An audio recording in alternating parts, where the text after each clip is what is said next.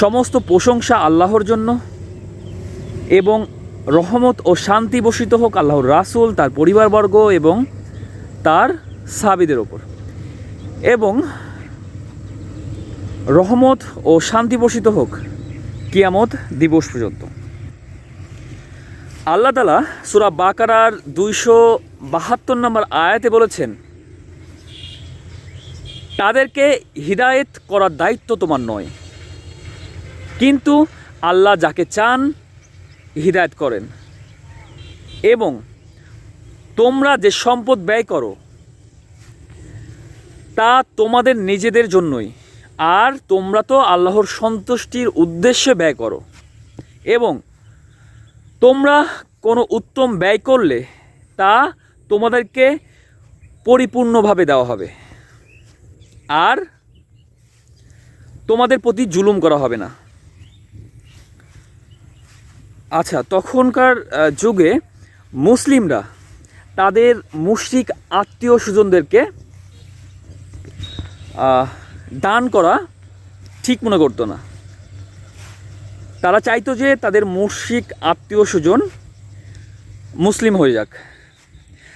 তখন আল্লাহ তাআলা এই আয়াতটা নাজিল করেন যে তাদেরকে হিদায়েত করার দায়িত্ব তোমাদের তোমার নয়, কিন্তু আল্লাহ যাকে চান হিদায়েত করেন।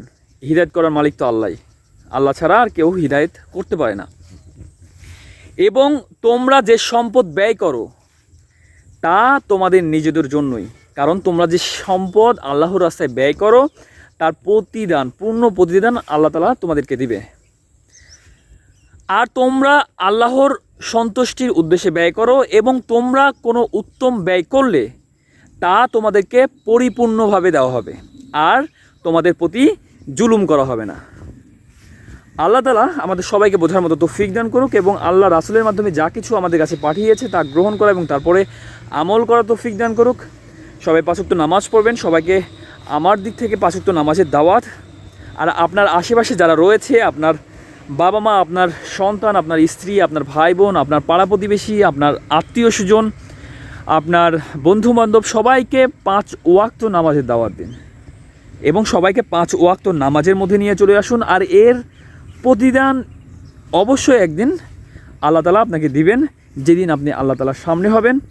আর আমাদের সবাইকেই আল্লাহ তাআলার কাছে ফিরে যেতে হবে।